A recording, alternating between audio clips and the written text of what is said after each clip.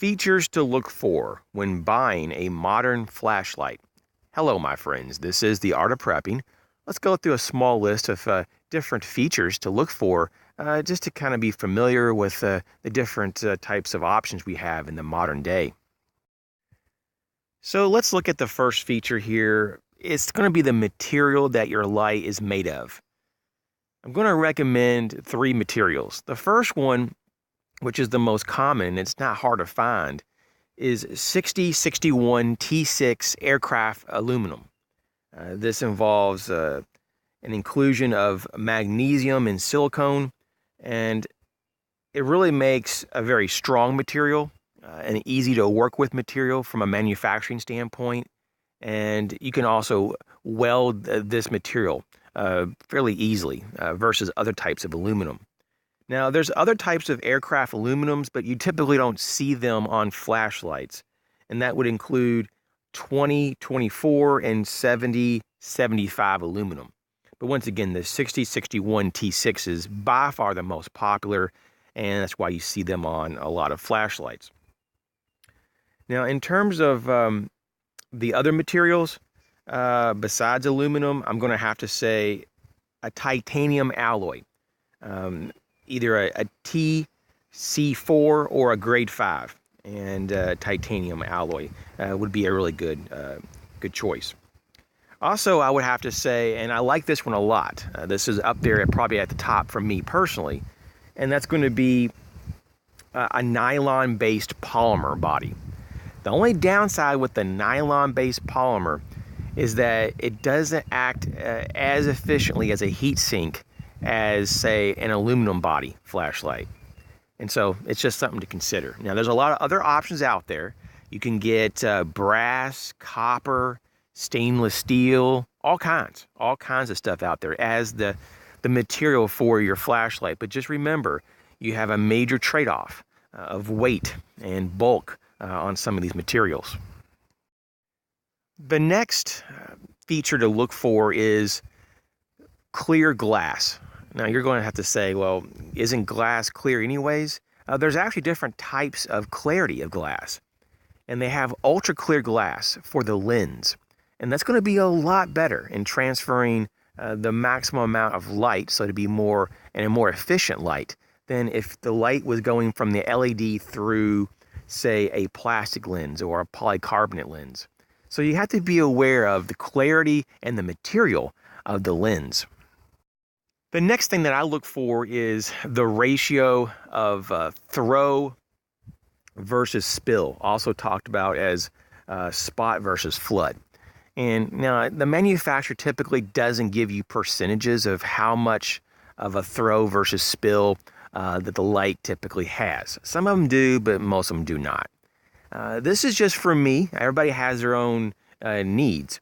But I've noticed that about 80% of my light being projected straight out, throw, and about 20% in terms of a spill, like a flood, works best for me.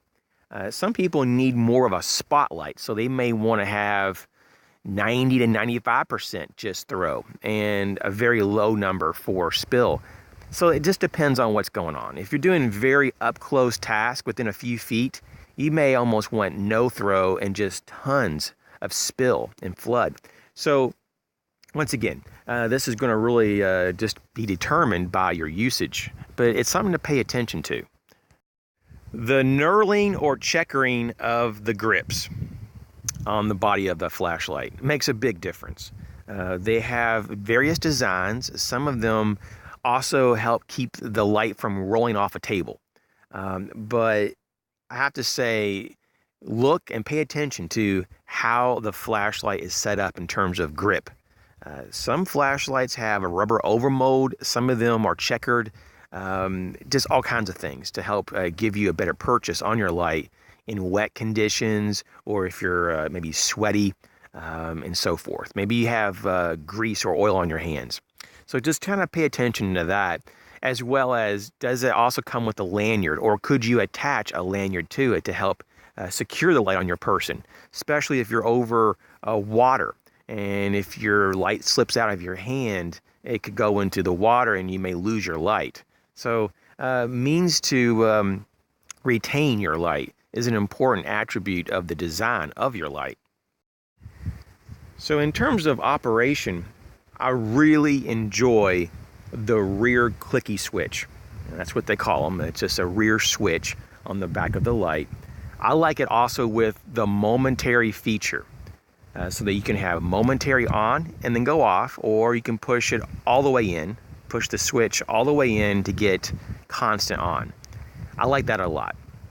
And on top of that, it's a bonus when there's a side switch to go through the modes instead of having to go through all the modes just through the tail switch. To me, it gets a bit cumbersome and it gets a little bit frustrating when you have maybe 5 to 7 modes, and to get to them you have to go through them all through the tail switch. I'd rather have the tail switch to be dedicated for momentary on and off or constant on and off, and have all my modes on a separate switch, and in my preference a side switch. So that's something to look for as well.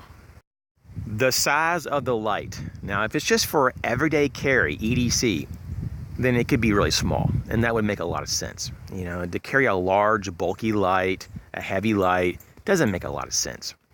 But if you're talking about maybe a flashlight for just around the house that you're not going to keep in your pocket, then you really want to be aware of something that's going to be possibly hand filling or at least comfortable in the hand. You don't want something that's so small that it's hard to manipulate. And so for me personally, I kind of stay no smaller than like 4 inches for a home light. But I really prefer lights around the 6 to 6.5 inches. That's just my preference.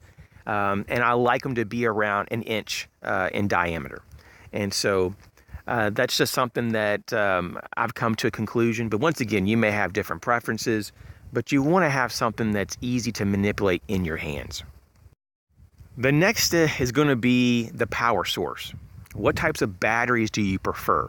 Or even what kind of batteries, if you're working backwards on this problem, are going to be the most efficient and probably give you the most capacity, the most potential for use. This is tricky though, because you have different size batteries and you may have different size lights that you want. So you have to kind of match the battery to the size of light you want if you're looking for a light, if you're starting with the battery first. For me personally, I love the 18650 batteries, and I like those flashlights because of that. There's definitely other lights I have that are just, AA, even AAA, that are just fine. But I really like the capacity that it delivers, on an 18650. Of course, there's so many different types of batteries out there. So you're going to have to not only look at the battery, but if it's a rechargeable light, which I highly recommend, it really is nice to have that feature in particular. How do you want that light to be recharged? Some of them have docks that you can kind of put the light into a cradle and dock it and charge it there. Some of them have magnetic chargers now, and some of them they want you to take the battery out and plug the battery directly into your cord to charge it. There's like so many different ways to charge your batteries now, and there's so many different types of batteries. So you really want to spend a little bit of time on getting more familiar with this aspect of your future light. Now, in terms of modes, this is something that also is a personal choice. I personally like to have the ability to go through different types of light outputs, low, medium, and high. I like that availability. I'm not really big at all into the SOS mode, but I do like strobe on my tactical lights. But for the lights around the house, not so much. I don't really use the strobe. And, people say, well, if, a bear came up on, you could put it on the strobe and disorient so you can get away. Probably wouldn't even have that much time, I would imagine, to even, try to select that on the mode configuration on your light. But with that being said, tactical lights, strobe is good. Non-tactical lights, strobe is kind of useless, just like the SOS. But what about beacon mode? I do like the beacon mode. I think it's useful in a lot of applications, so it's a bonus to have that light on, that mode of feature on the light, if you will. So yeah, I kind of like also to have a full range of output. So maybe have like anywhere from 1 to 10 lumens as my low, 50 to 100 lumens on medium. In my high, anywhere from 400 to 1,000 lumens. That's a really good range for me personally. Can you get away with something that's not as powerful as 400 to 1,000 lumens? Absolutely, absolutely. I think, typically between 100 to 200 lumens is pretty much the most that most people need. But that's, of course, different. Like, I live in a rural area, and having lights that are over 1,000 lumens are very helpful to identify coyotes that are way out into the woods or in the fields in this area, just to kind of be aware of your safety. And so I actually use the brightest outputs on my lights, and so the lights that are over 1,000 lumens, which I have a few of those, they get used probably the most when I'm outside in the dark, just because I really want to have situational awareness. And so that's something to consider when you have your lights of how much light do you really need. A lot of people have lights that are much brighter than they would ever even typically need or want. And that might be just a waste to spend that much more money on a light that you don't even use all the features. Then there's other people who have lights that aren't bright enough. And so you have to find that happy ground. The cool thing about technology, especially in the flashlight industry, is that light output is constantly going up. I mean, it literally is like a fractal, it keeps on multiplying. It's like unbelievable increases on everything, in terms of design quality and output, even runtime. It's almost exponential, let's just say it that way, in its growth. So we can only imagine in a few years from now the amazing technology that flashlights or the lighting industry will have. I mean, seriously, like in the next 5 to 10 years, it really may not be a big deal to have a 50 to 100,000 lumen flashlight. I kid you not. I mean, they already have flashlights now that are like, 10,000 or so lumens, and they can fit in the palm of your hand. And I mean, I have flashlights that are well over 1,000 lumens, and they're very small. You can put them in your pocket and carry them all day long. It's no problem. So I think that the future of technology is going to be quite amazing. What about cannulated bezels for self-defense? Yeah, I think it's pretty cool if it's a tactical light, just as having the strobe mode is a bonus for those tactical lights.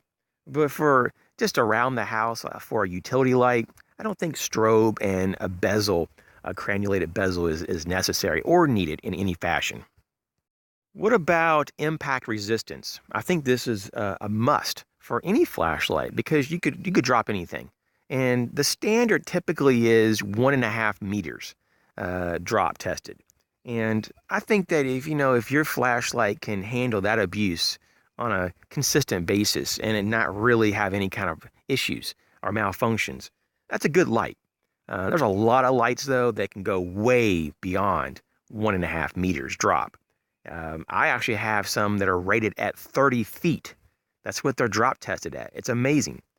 So that's just something to consider of like what environment you're in. If you're a construction worker and you build houses, for example, and you're up 2 or 3 stories and you drop your light, well, you may want something that could actually survive that drop. Water resistance. This one for me is pretty easy.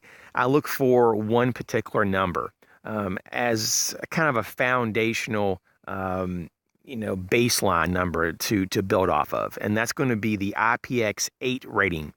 That's my standard. You may go down a little bit lower. You may be okay with IPX7. They do make IPX9 flashlights. From my knowledge, they're sometimes marketed as scuba diving lights. I don't need that kind of light. IPX8 is just fine. I've never had any problems with them. They're very water resistant. A lot of my lights are typically between IPX7 and 8. And so you might want to look into those specs because they all have a different recommendation to be qualified in those categories for those ratings. And so some of them have to be able to survive a certain depth in the water for a certain amount of time to get the rating. And so I think, though, that for like 99% of us, IPX8 is even well beyond what we would ever subject our lights to. And Of course, these ratings don't actually specify the limitations of the light. Like I have lights that I'm sure that would exceed these base requirements, but the manufacturer is just not promoting that. You know, sometimes there's companies that actually overbuild their lights, and they're really probably a lot more capable than they even are being sold as. And on the flip side, there's a lot of lights that tote certain types of things, and they may barely make that rating. And so you have to kind of know just through research what lights are actually built better than others. Shock resistance and water resistance is a big deal. If you want to have a good survival light, camping light, outdoor utility light, security light that you can take with you if there's a bump in the night and you think that there's someone out in your shed. You don't want rain or any moisture to kill your light in the middle of some type of important activity. Hey, thanks for coming along. Hopefully this was helpful. If you would like to know more about lights and you have specific questions about lights, feel free to leave a comment in the comment section. Thanks for hitting the thumbs up button. Subscribe if you haven't. And as always, thanks for watching the videos. You guys take care.